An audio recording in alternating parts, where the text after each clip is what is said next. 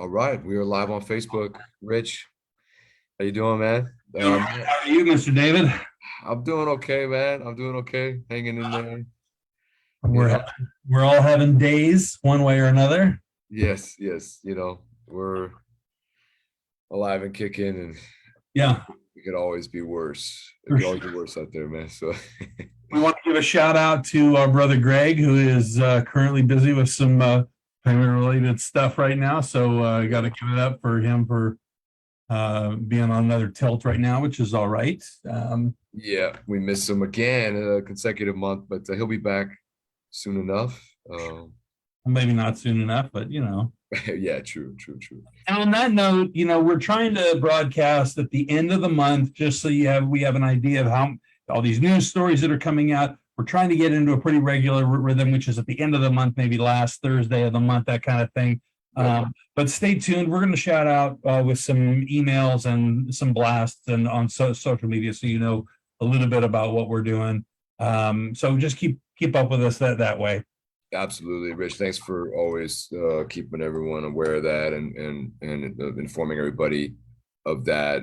Also, of course, we're going to keep some great guests coming and some other projects down the line, so people can look out for that too over time. So, Right. yeah, great, man. So, yeah, I mean, you mentioned it in the month, right? A lot happens in the month. It's unfortunate that the news, I mean, there's not a whole lot of good news, right? There tends to still be the theme, but we're here to break it down for you. Yeah, so we've got a lot of stuff to talk about. On that note, I mean, obviously, we would like to remain impartial or at least unbiased. But as we've said before, where there's smoke, there's usually fire. So we're going to do our best to sort of report as directly as possible what is going on. But just to set the table, and David, maybe you can correct me on this. It seems like the news has been really fragmented lately. In other words, we'll see a story break and then it's immediately shut down. We'll see someone else try and bring something up and then it gets shut down. And so the curating of this content is getting harder and harder. And I just have to say that's one of the important things about living in a society and a culture that has not only freedom of speech but freedom of the press. And so to have the internet is a fantastic thing. But when they shut the valves off and they make it difficult to promote the news and what people are seeing on the ground, it becomes harder and harder to curate this content and bring it to you. Yeah. So, I mean, David, would you agree that the news is becoming more and more difficult to acquire in some ways? Yes. I mean, there's quite a few platforms out there, but they're not all talking about the same thing. Certain things seem to just skirt by, which seems weird. And then, you know what, actually, Rich, as you were saying that, what I'm thinking, I'm actually thinking it could have something to do with the opposition seeming to really scale back their activities. I don't know. That just came to my mind. Like, I feel like, I don't know what your thoughts are on that, but I mean, we thankfully we have some friends who are over there, and Allison is one we'd like to bring back on soon. Yeah. Watching, just know that we're going to queue you up maybe even next in the next couple of weeks, maybe next month, but as soon as we can. But yeah, I mean, I'm not seeing as much as I was before, and I can't exactly verify why. Maybe some people who want to chime in on the chat can help let us know. Yeah. People have any insight, let us know what they think about, what happened to the opposition. Where are they? Are we just not seeing it? And we're going to touch on that a little bit, but there was thousands and thousands of people in the streets, and all of a sudden, that doesn't seem to be happening. Everyone's out for Vartavar, which is great. Vartavar, the Armenian, the holiday that's celebrating the Transfiguration, but also has pagan roots. That was just celebrated on Sunday, and you saw everyone having a blast. Everyone needs that. Everyone needs that outlet, right? But it feels like there's a lot more focus on the outlets than there are, at least in the diaspora, than there is on the stuff that's happening on the ground, man. So, right. I can't help but be reminded of plenty of times in my experience with our own community where there's this sort of ethos that suggests don't talk about anything negative. We don't want to let anybody know there's any cracks in the pavement or anything. And that is frustrating because without, I mean, without open dialogue, without being able to clearly state what's going on and be able to hash out what needs to be dealt with, you don't really get through or past anything. So, I think that's just that, we could spin our wheels for the next 20 minutes just talking about that. Yep. But maybe we should just get right into some of the stuff let's do it, man. I'm sure more stuff will come up as we go, right? Yeah, absolutely. So our first story tonight, and this is pretty important. There's been an Armenian soldier that was killed by Azeri fire. I'm going to go ahead and this video or share the the page with you. Yeah. Maybe So yes, this took place on June 19th. And it's kind of going to lead into some more conversation about aggression from Azerbaijan that we're continuing to see. And it feels like no one's talking about it. It's being reported, but then what's happening? Not even a slap on the wrist from Azerbaijan. At least that's what it feels like, right? But yes, this conscript was killed on Saturday, June 19th. I believe that was a Saturday. Excuse me, it was June 18th that he was killed. The report came out on the 19th, but he was killed in the direction of Vardanis town of Armenia. So this is a soldier, an Armenian soldier killed. 19 years old. 19. David Shahnazarian, head of the United Vardanis faction of the Vardanis Council of Elders, is the one that is this, who is he? Oh, no, this is a quote from him. The exact Arach Media was his name, 19, exactly. A conscript was killed. And so look, this is in Armenia. This is not Artsakh, this is Armenia. So aggression just continues. This was last month. We have something that happened today, which we'll get to in a moment. But yeah, Rich, I would also argue, and this is not to beat up either of us, but even that we have to make the differentiation between Armenian and Artsakh is shameful, considering Artsakh really ostensibly is and should be Armenian. Well said. Absolutely. Here we are having to have that discussion. But I think the overarching theme here is that there's ongoing violence, ongoing aggression towards Armenians in these territories. Yep. And what you and Greg and I have been speaking about ever since this, the latest atrocities, this latest war began in 2020, was that, this wasn't going to stop, that this was going to continue to encroach closer and closer to the borders of Armenia. And we're seeing that happen. So it's really, it is shameful that the three of us and many others in our colleagues are clairvoyant enough to see it, but we can't do enough about it. Exactly. And, this leads us into the next thing, which is the literal Armenian withdrawal of troops from Artsakh. Yep. It's as though they've completely given up the territory. And, sadly, the three of us and many of the people who are reporting this weren't in Armenia to help vote against this man. But, he said he was going to do this before he got elected in the first place. Right. So this happened. Armenia is formally withdrawing all forces from Artsakh. Now, keep in mind, Armenia had forces there. The Russian peacekeepers came in after the ceasefire, essentially. I don't want to call it wasn't really the end of the war, but the November 9 capitulation ceasefire of Artsakh, Russian peacekeepers came in, thousands of them, right? But this official pullout of soldiers, it came days after Aliyev complained about the presence of Armenian armed force personnel in Artsakh, accusing Armenia of violating the provisions of the November 9 agreement. That's all it takes. Yeah. And there they are, they're out. And so now, of course, the Armenian side is saying, let me clarify, because of the war, a number of units of the armed forces of Armenia entered Nagorno-Karabakh to help the defense army. After the establishment of the ceasefire, they are returning to the Republic of Armenia. This process is nearing completion and will end in September.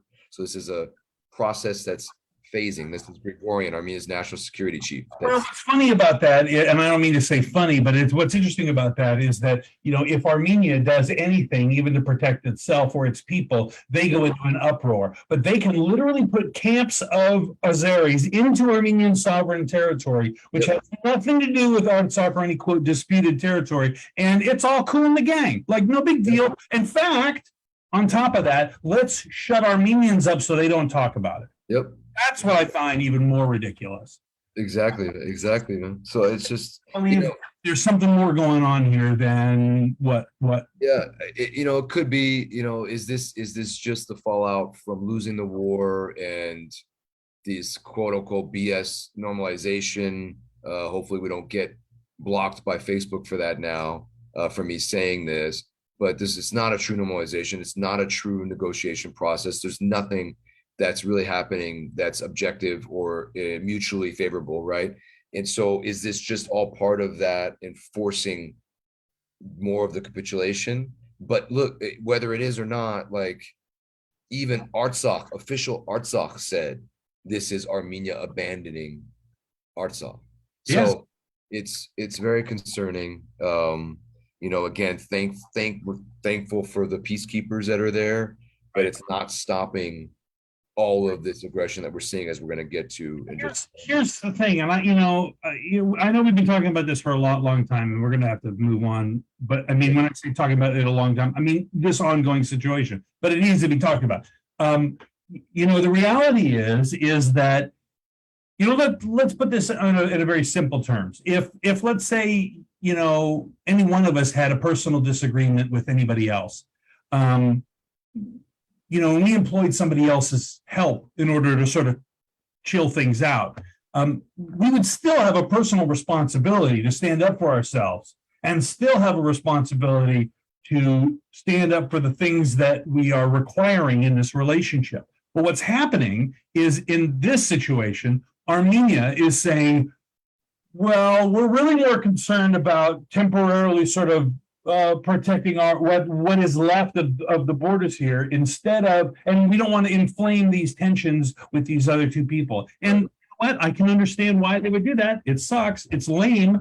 And they're giving away sovereign territory that they shouldn't need to do because the world community for 30 years has sat on its ass and not done anything because of Turkey being a NATO ally and because Azerbaijan has oil and those two are friends. And on top of that, our only two allies, ostensibly, are the two people that the rest of the world is mad at right now. So Iran and Russia. And so, of course, the West is going to say, well, why don't you guys fix your own stuff? Of course, to that point, Rich, you see the West applauding and really encouraging the normalization with Turkey, which we'll get to that in a little bit. But, this aggression continues, right, Rich? We're seeing more aggression. So this was from June and now into this month. Right.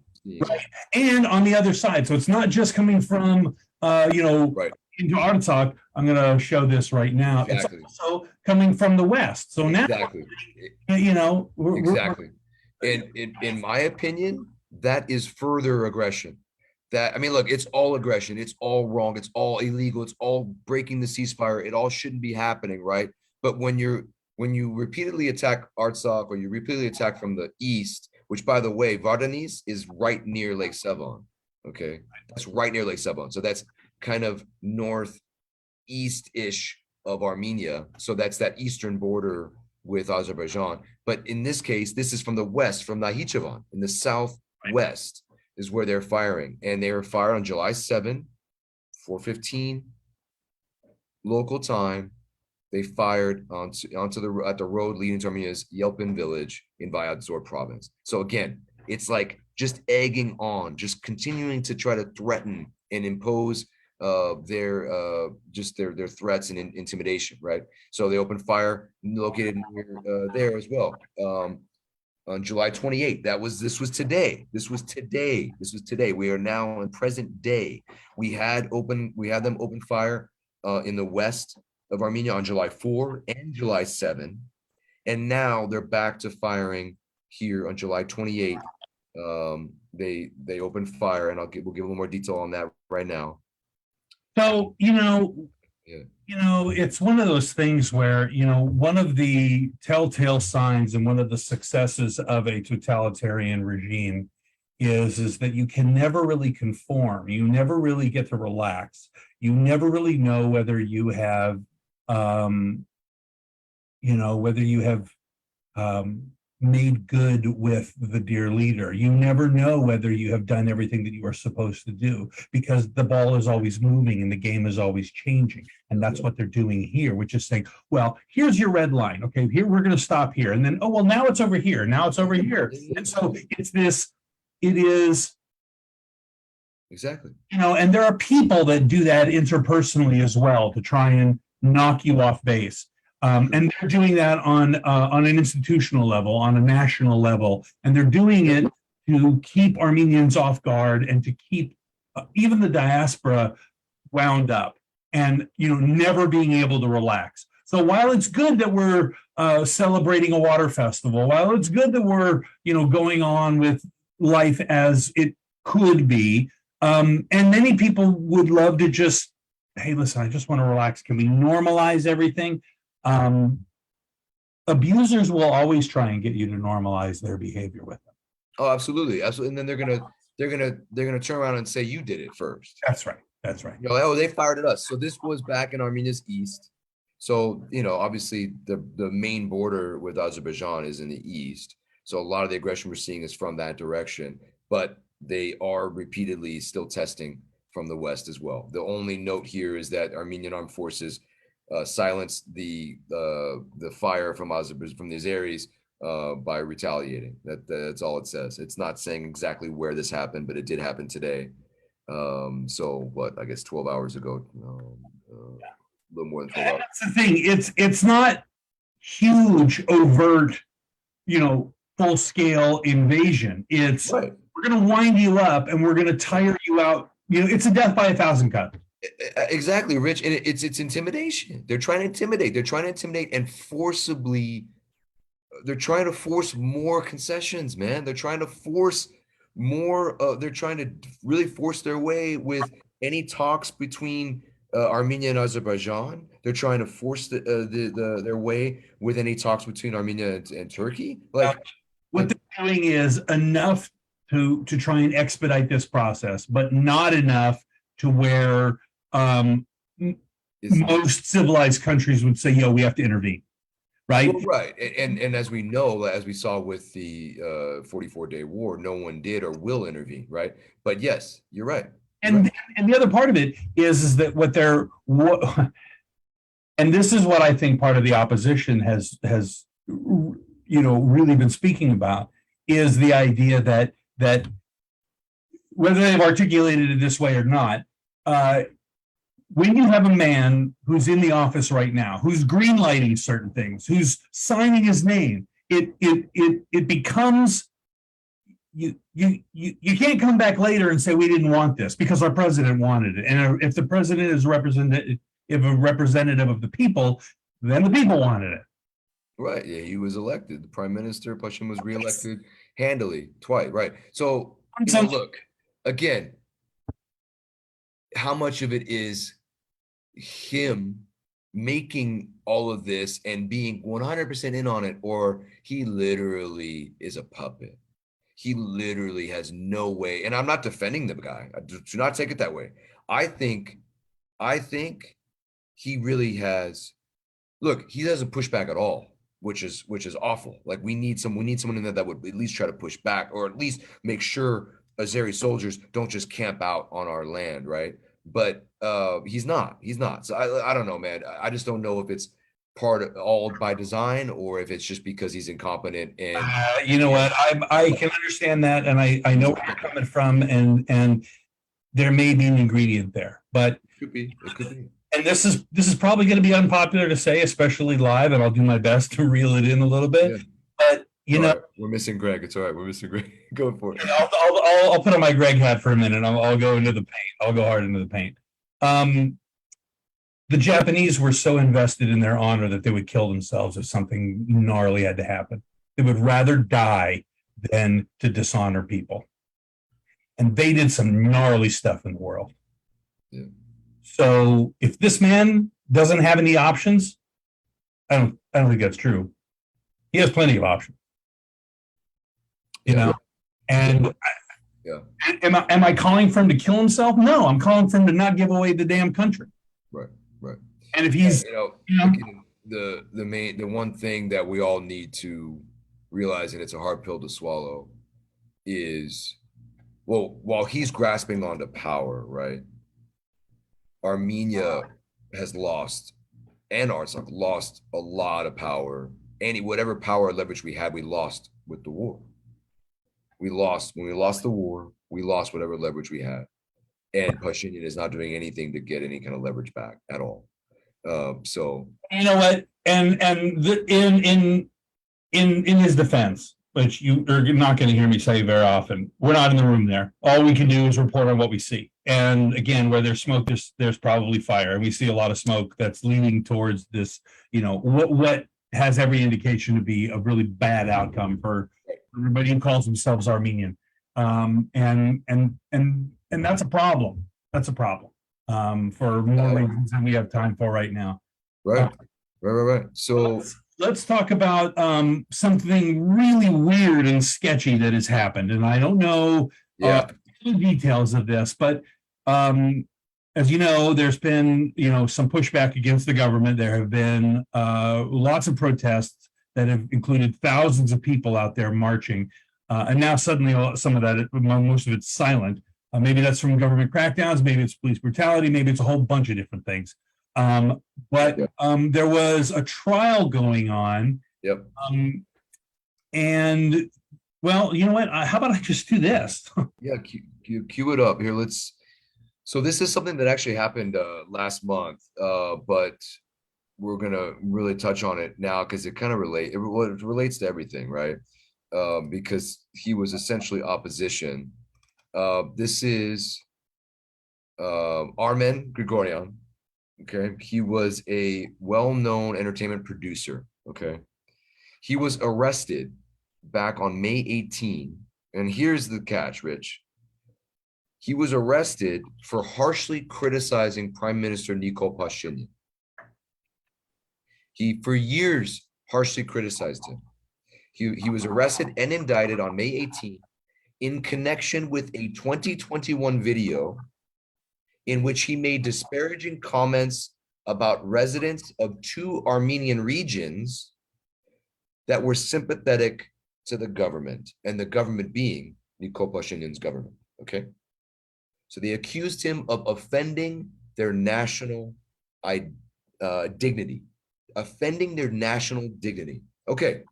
Sounds awful lot like Turkish Article 301. Right, or authoritarian, right? Or and we've been saying this for a while now, right, Rich? Pashinyan's been cracking down on people who don't like him, whatever. Does that sound like very democratic? No, absolutely not. And the interesting thing is, so first of all, it's probably important for us to say we don't know why he passed away. They said they're going to do right. So he died on trial. Right. Thank you. I didn't get to that. He died. He's 56. He died on trial, freaking right there. And he was he was a very well-known opposition figure.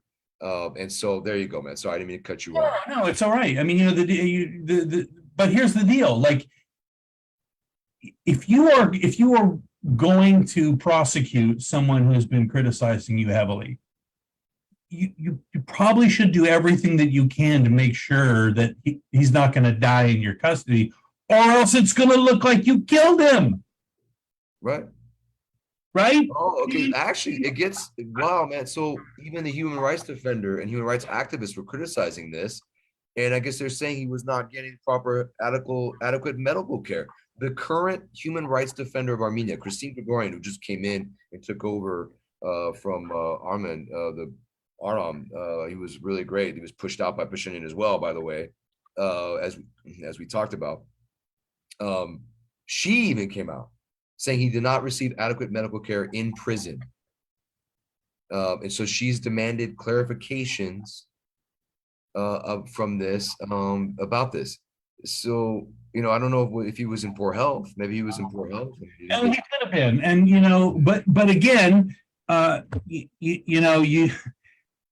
if you don't take every possible measure to make sure everything's good, you're going to look like you killed him, and that's what it looks like. Well, exactly. And of course, opposition latched onto this. Opposition leaders addressed the crowd, blamed the authorities and Pashinyan in particular for the outspoken public figure's death.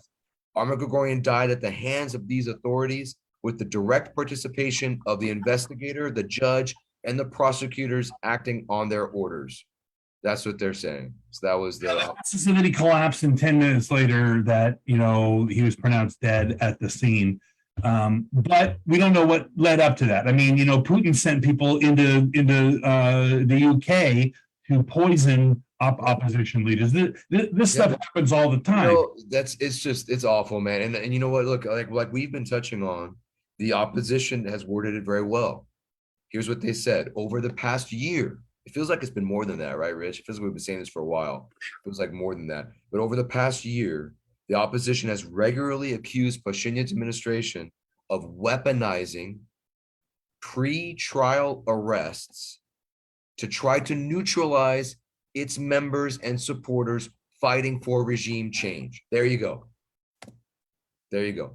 And that is coming. This, by the way, this is from Azad Achun. I know it's not necessarily a favorite source of the channel of our show, but hey, they reported that. So there you go. So getting to back to the protests, what's interesting, and I know we've had some of our viewers and friends of the broadcast talk about the nature, and even we had a dissection of the kinds of news outlets that are out there speaking. It's interesting how each news outlet frames some of these discussions. You and Greg and I would sit here and say these protests are being, maybe throttled back because of police brutality, and we're not learning about them. But in some cases, what's happening is it's being framed as, in a change of tactics, Armenian opposition scales back its protest.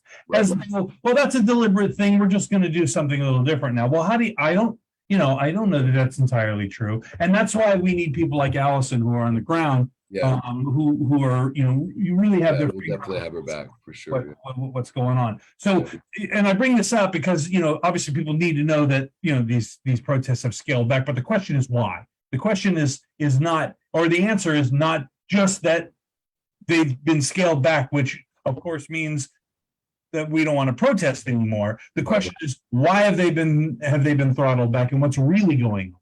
So it's questions and less answers. Yes, so it's definitely scaled back quite a bit, and I actually appreciate some of these quotes in this article. Sakatelian, one of the leaders of this whole movement, was saying, "We will definitely oust Nicole, but we will do that bloodlessly." So, fair enough. It is fair. It's very fair, and you know what? We were seeing, and it felt like it kept getting worse and worse. Acts of police brutality, straight up police brutality, bloodied men, women, people getting thrown into vans. Like, it was really, really awful to see that. And I kept going, like, why is no one talking about this? Why did that not even get one mention on Western media? No, for sure. Well, you know why. You and I both know why. Because Western media doesn't give a shit about us. They don't care about us at all. They don't, but this is Armenia. This is Armenia proper, right? This is, we didn't see any coverage of Artsakh, right? We saw some, but not what it needed to be. But and you and I both know that Armenia is a nation with people that the West does not care about at all. All they care about they can have a feel-good story. Maybe we can teach them how to make lavash. Then they'll like us. Yeah, right. Bread, right? It's not. This is you and I may come from a place where we want to see our people get elevated, and we want to work together with other nations.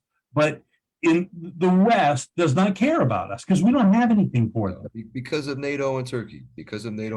And we don't have anything for them. You're right. We're it's a shame. It's a shame. It is. All we could do is try to keep helping the homeland and improving the economy there so that it could grow and offer more. You know, tech is a big sector that's growing, but you know, we need more. Yeah, and we could bring on a few people who could talk endlessly about how Armenians are largely responsible for creating many of the creature comforts that Americans love and use every day. It's I true. mean, if you drove an automatic, if you drove a car with an automatic transmission to the ATM machine to get any money out, both of those things were made by Armenians. There's a whole laundry list of things that Armenians have done to better the world, and what do we get? Nothing. Yep. I can't name on one hand anything positive that the Turks have brought the world. Yeah, not that I know of. Not the baths, they got that from the Romans. It's not the towels and the cotton, they got that from the Egyptians. It's not the Turkish delight, they got that from the Armenians. It's not the coffee, they got that from the Ethiopians, and the Armenians brought it to the world. So there's nothing good that the Turks brought to the world. I'm just gonna. That's my.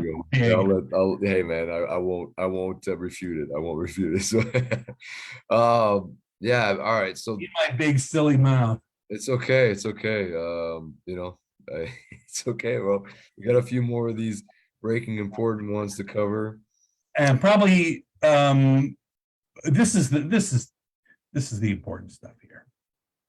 Yeah, the important stuff. So let's talk about the POWs. Yeah. Used as pawns. There are young men out there right now who are without their families, and their families are without them.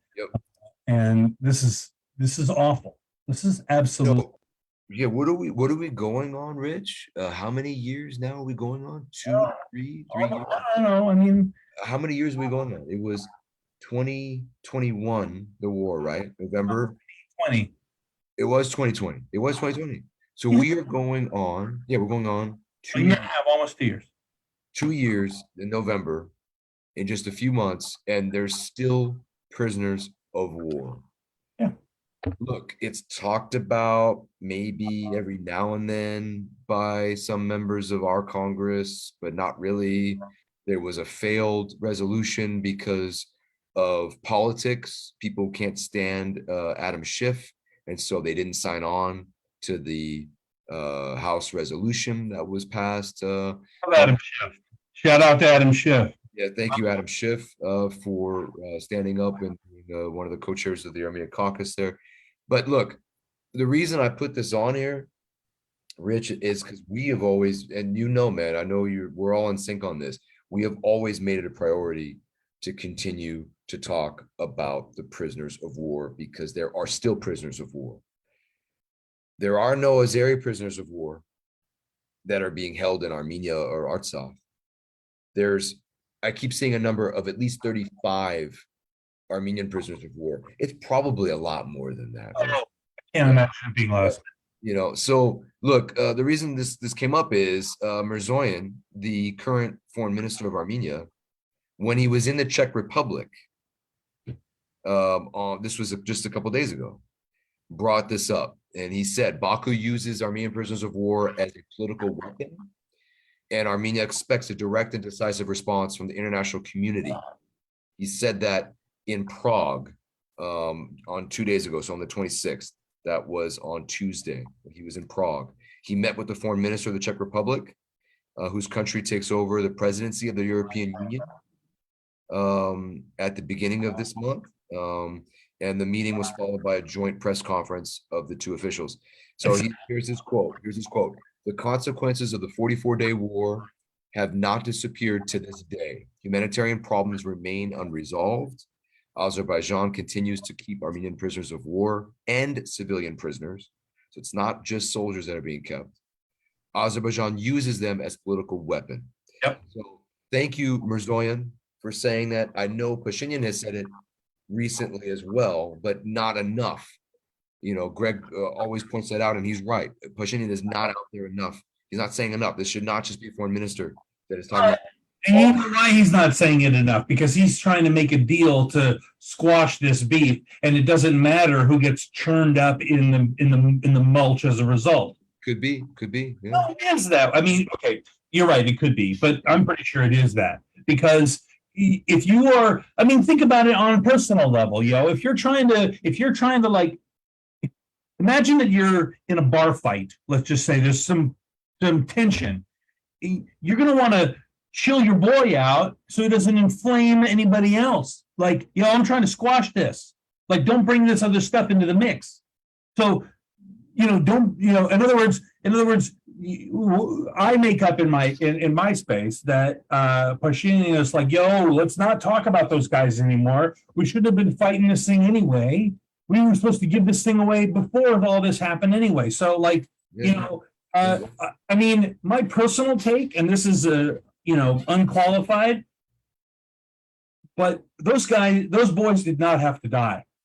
I think he wanted to give away Artsakh anyway, and we knew, like, I don't know how much of the population this is all like of Armenia knew about Pashinyan's. I don't know how much of the Armenian population knew about Pashinyan's anti-Artsakh writings. He has books written, right? Right. I don't know how many people knew about that, or if they did, maybe they didn't. I hate to say it, but if they did, they didn't care because they just wanted to make sure that Serge was out and that the old guard was out. Like we all, you, me, and Greg, all three of us were like, Velvet Revolution. This is fantastic. We can show the world that we can flip our government without any bloodshed.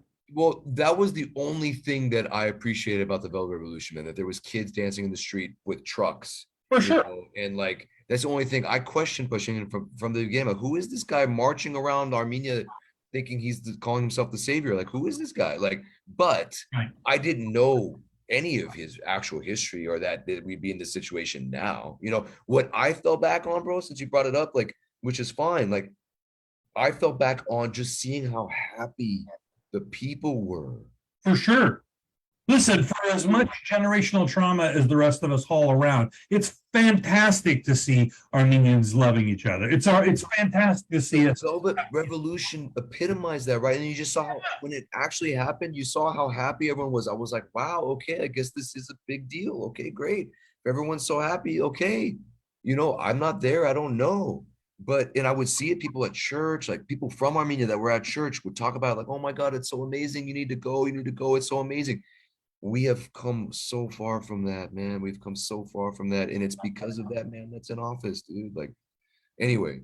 Yeah, no, I'm with it. I'm with it. For me, the problem is, and I think, I can't speak for anybody but myself, but the way I register a lot of this, and I've said this before, is there should be no reconciliation without a genuine atonement for what's going on and what has happened. I mean, even, and again, I try and bring this back to interpersonal stuff. Like, if you have a partner that has consistently lied to you and you break up, the only way that you can get back together is to have a clear, open dialogue. Here's what happened. I'm really sorry. Let's try and make amends. Let's put this together the right way. Right. And without that kind of transparency and honesty, you were never going to get anywhere. And this is the roadmap to a subservient Armenia, where that nation is a suburb of a Turkish empire.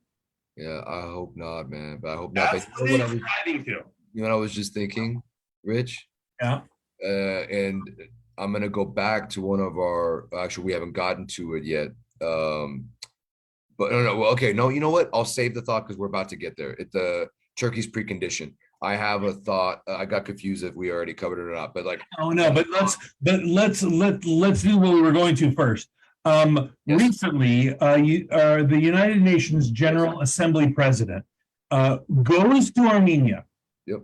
Visits the Armenian, visits the memorial, the genocide memorial, tweets about it, and then because of Turkish, pressure, it removes the tweet. Yep. Because he doesn't want to rock the boat. Yeah, Rich, if you scroll down a little bit on the page, let's show everybody the tweet, because the tweet, you know how this works. You can delete a tweet, but once it's out there forever, man. Someone got it. There it is, right there. Click on it.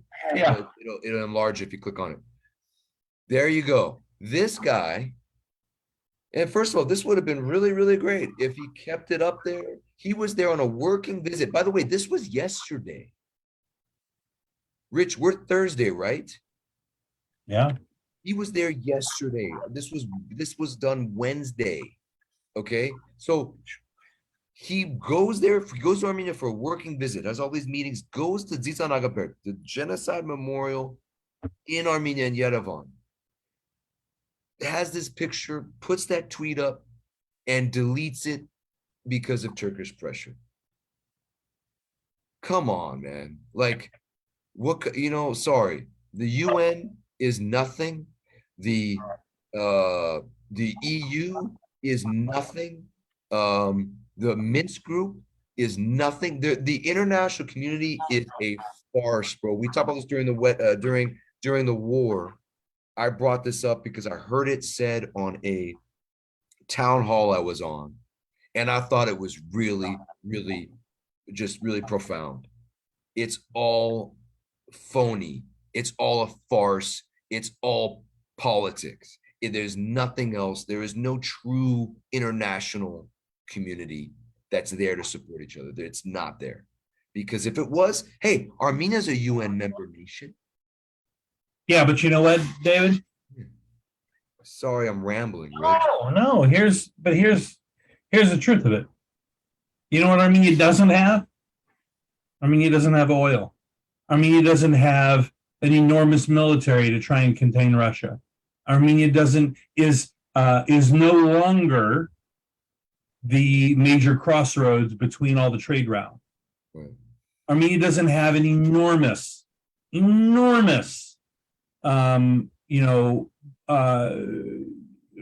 of vacationers from Europe who come and support them as tourists.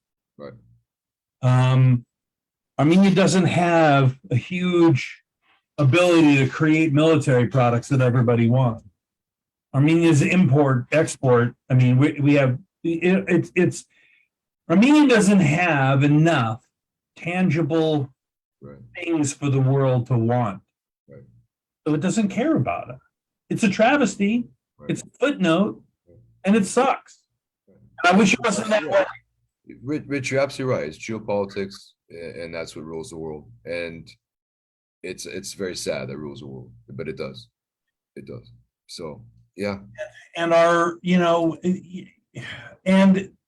so the other thing is that and again, I hate seeing this man's face. I really loathe seeing this man's face. Yeah. But Erdogan has recently, and this may be a good strategy. So if you're listening out there, yeah. Erdogan does not want to open the borders with Armenia until the issue of Azerbaijan right. and what we call Artsakh. Right. Until that is resolved. Well, then great, let's not resolve it.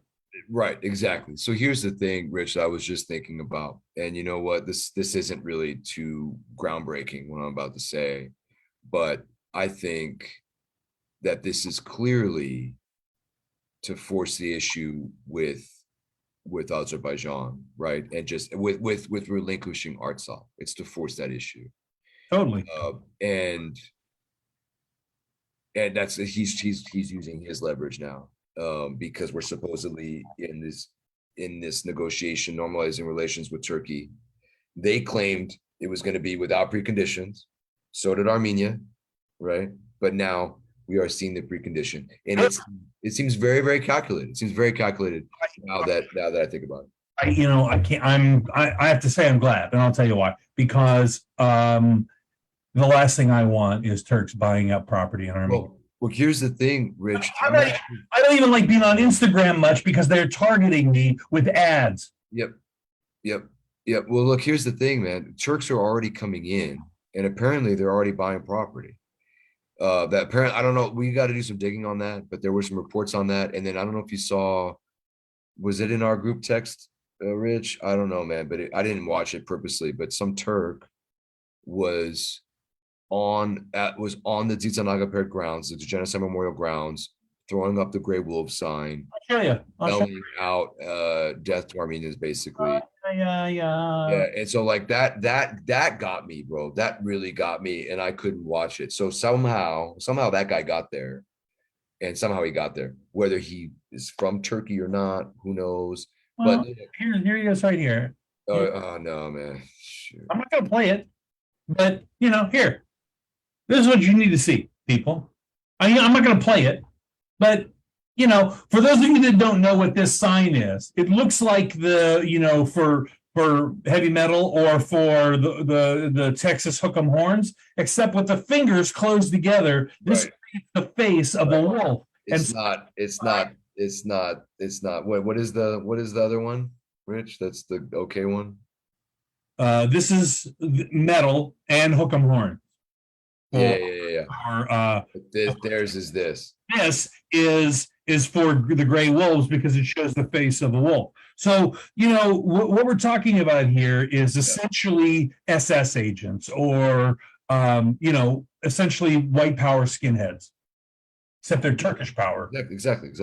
So, exactly. So here is. This is a case of where I wish COVID was a little bit more powerful. Well, I'm just wondering things that some people don't want to hear. Look, this Turkish tourist could be from anywhere in the world, right? He could be a Turk from anywhere that's supporting this. But to me, it really doesn't sit well, right? It doesn't sit well with any of us when we're sitting there trying to normalize, right? So again, look, Facebook may block this now that we're saying that we're anti this normalization process. Hopefully not. But look, here is Erdogan's quote. We had a phone conversation with Prime Minister Pashinyan within the framework of the religious holidays of the two countries, during which we sent mutual congratulations. Of course, we also talked about the ongoing settlement process between our country and Armenia, Erdogan said. By the way, this was in an interview on Turkish state media, okay? He emphasized that Azerbaijan was a red line for Turkey, okay? He emphasized that Azerbaijan was a red line for Turkey from the beginning, and that after Azerbaijan's problems are solved, Ankara will open its borders. Here's his quote. From the beginning, our red line in relations with Armenia was Azerbaijan. We will open our doors after the Azerbaijan issue is resolved. Okay, so there you go. So they have set preconditions. And, in the past, it was genocide. No, you can't do this, you can't do that, other things too. But now, very calculated, Erdogan is trying to force the issue with Armenia relinquishing. It's still going to be genocide, but it's going to be other people. In other words, there's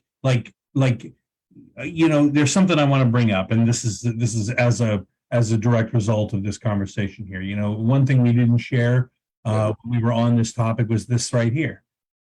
Armenia is washing its hands of Artsakh by removing all of its military servicemen. See, I alluded to that, right, Rich? Like, there it is. There's the actual thing. The Artsakh's National Assembly member of Parliament said that. Exactly. Official Artsakh is saying that. Yes. So essentially what's happening is Armenia is leaving people behind. These people are ethnic Armenians who have been in this land for thousands of years. And let me just try and connect the dots here. First of all, it's important to say this. This is a very remarkable, and I mean really remarkable thing that's happening right now. The fact that Artsakh will no longer be Armenian in any way very soon is something that not even Alexander the Great could have.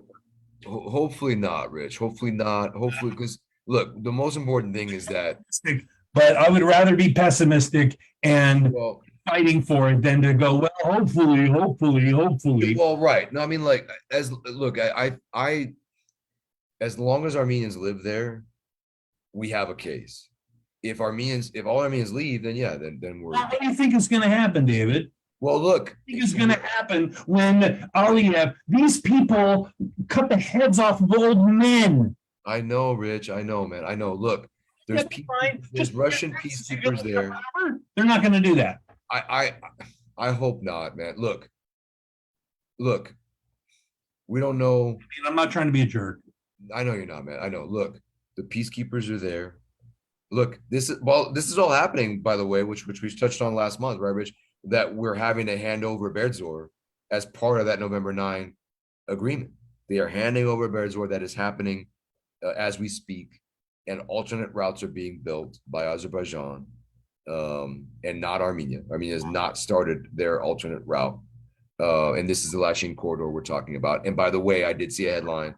There are very few, to your point, Rich, there are very few Armenians that are still living in Berdzor right now. They have left because Right. So, I mean, and David, you've brought up some other interesting things here yeah, that we should probably touch on before we close out. Before we, there's one thing I would like to say. I want to share a little highlight. Obviously, you've seen some of the articles that we've been putting up tonight. Some of them have come from 301, who happen to be doing some really excellent work.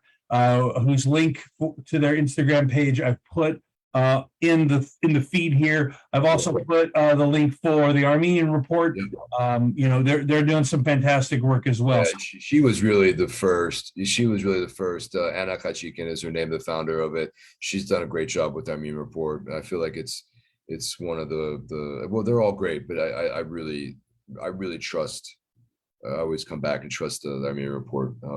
Right. Yeah. So, no, I'm glad you pointed those out. Of course, there's Artsakh Media as well. We source from there, as well as Aspares, Asatatune, and a few others. Right. That we source from. There is some good news that we can talk about Artsakh in a moment. Yeah, there is a positive thing. We'll talk about those in just a second. I don't want to belabor this entire episode too much longer. Sure, same, yeah. We've got there's a whole bunch of stuff we could talk about, David. You want to pick a couple here, or we just go off of the normalization we touched on? Well, actually, the main development there is third country citizens can now cross the land border. We don't necessarily need to pull up an article or anything, but that is a major thing. You have a blockade on a border, but now if you're third party, if you're from another country, but you're in Turkey, you can then cross over to Armenia, and then vice versa. So, like, at least that's my understanding. Like, so anyway, that's one development that's from normalization, quote unquote. And well, where I stand on normalization and all. Course, man, same. I definitely do not. It cannot happen. It should not happen, especially in this situation that Armenia is in, and without any kind of protection of any monuments, without any kind of recognition of the Armenian genocide, without any kind of acknowledgement of anything. All right, sorry, man. I know. Yeah, no, it's just continual capitulation, rather than any. Here's the thing about that. On one hand, you've got this third party allowance of people coming in. At the same time, you've got a lot of Armenians who are not being allowed into Armenia. You've got a French Armenian leader who's denied entry. You've got there's those are important. Yes, really squirrely what's going on, and so I can't emphasize enough how critical we have to be of the information that we're getting, and how vigilant we have to be, because it's we're just not getting thorough, accurate, and comprehensive intel. And what we are getting is weird. It's conflicting. It's like, well, you can come in this way, but you can't come in this way, and right. No, but that's really important that you just mentioned, Rich. Armenia is making the path to citizenship for, diasporan Armenians harder. Okay. We can touch on that just for a second, because it is important. Sorry, man. It's important, and the problem is, if everything's important, then nothing is. Yeah, that's true. That's a good point. I just wanted to give a little more context. Like you said, it'll be in the thread. It's in our feed, but like, what the actual thing that they're requiring. But look, people can refer to it. It's okay. The good news is there have been, and again, we're going to post some more links by the end of this. So stay tuned to the actual the thread. Look at and I'll make a delineation between post show and whatever, so it'll be easier for you to see what's what. Yeah, no worries. There is the Center for Truth and Justice has filed a massive report on the Azeri violation. So that's perhaps a good news, some good news. But, the problem is that if there are people doing good work out there, it's hard for us to always see that, because the people who are doing the groundwork that will lead to real change is often the unsexy work that doesn't get promoted. So hopefully this will, come to something. There's obviously ongoing talks with Azerbaijan, but no progress yet. The EU sadly has signed a gas deal with Azerbaijan, and largely because, of course, they're fighting with Russia, and the winter's going to be coming up, and they need to get all those. They need to get some more gas deals in place so that their people can burn off fuel. So for other sources. And so, when you think about how, progressive some of these European countries are, well, seems like they're pretty willing to throw humanitarianism under the bus as long as they can get the fuel. So, that's kind of we could do a whole show just on that, I think. Geopolitics. That's it. That's what it is. The good news, and this is what we were going to get to earlier, is that so far in 2022, there have been 792 babies that have been born in Artsakh, which is amazing. It is amazing. It's really amazing. And we feel for those people in those environments. I think that, anybody who's a parent can tell you, or should be able to tell you, that being a parent is an unbelievable challenge. You don't even know what you're getting into. And if you did, you wouldn't become a parent. But when you do, and I'm not going to speak for everybody's experience, but it does show a lot of hope in the world to even have children. There's a lot of people in this country who are refusing to have kids right now because they don't want to bring up a child in this world. And I don't blame them. I get it. But that does, I just want to make mention that does show a lot of hope. Absolutely, Rich. I'm really glad you brought that up. And you look at it, it's like per capita. The population of Artsakh is only around 100,000 right now. And it's almost 800 babies. It might be close to 800 already by now because this was reported a little while ago. That's almost 1%, right? Is my math right? No. 0.1%, almost 0.1%. Do you remember, and this is sort of a side conversation, but it's important to bring up. My math is bad. Go ahead. Sorry. Remember when we did the walk across the Golden Gate Bridge for the 95th anniversary of the genocide? Yes, absolutely. Amazing. I helped organize it. Yeah, absolutely. You remember how we had a big event at the church afterwards? Yes. And you remember the woman from the school, KZV, who spoke and was introducing genocide survivors? Yes. I remember there was a woman that she introduced, and she says, this woman has had X amount of children, has had X amount of grandchildren and great grandchildren. And from that one person, it was just this huge, family tree from one person. And what she said is that this woman has certainly done her duty to help rebuild our nation. And I just think that there's something, for those of us who carry this generational trauma and have lived with our parents and our grandparents and have heard the stories and understand that the reason that we're able to live in America or wherever we are in the world watching this is as a result of survivors of a heinous atrocity. And I don't even have the words to describe how unbelievably horrible that event was and still is, because it's ongoing. The idea that people are willing to have children to help rebuild our numbers and to teach those children how to be Armenians. Even here in Sacramento, St. James has got a fantastic new facility where you can't get into the parking lot because there's so many parents with their kids. That's awesome. Yeah.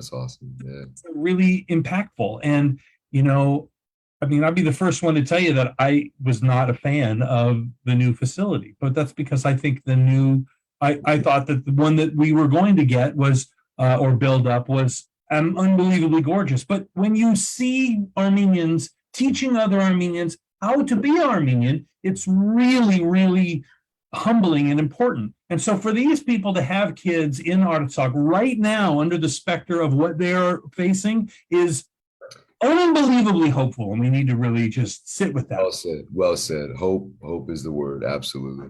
Yeah. So we just had a great comment from one of our members on the chat who said even if Artsakh is resolved, there's no guarantee that Turkey will open the border. Keep the issues resolved and never open the border. But Nicole will still not understand the signal. That's right. And a lot of for sure. Turkey is like an anaconda cobra that will continually squeeze Armenia. Absolutely true. I couldn't agree with you more. These people have sworn to kill us all. So, Pashinyan, if you ever get a hold of this little clip right here, just know that you're a pawn, you are being used, or you're in on it, and many of us know about it.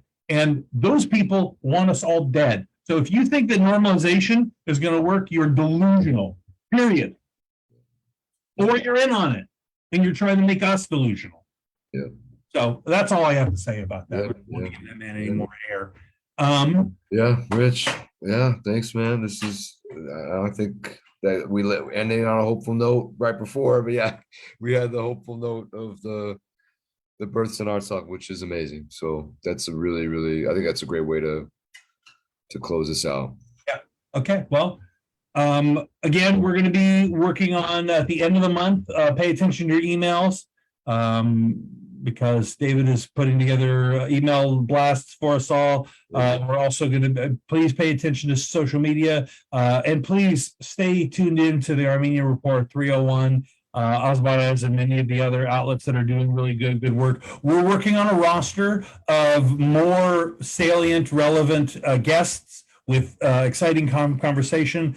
Our role, David, as we've talked about, just to let everybody know, remind you all, our role is not necessarily to be boots on the ground, but to have relevant conversations and bring it to people in a way that may be different from what they're normally getting. So, we're all about gathering the intel and bringing it to you and encouraging you to do your own research as well. A lot of information out there. So exactly, and it's for the entire Armenian nation, right, Rich? We're focused on the entire nation, so that's the whole diaspora, Armenia, Artsakh, everywhere. So absolutely, yeah.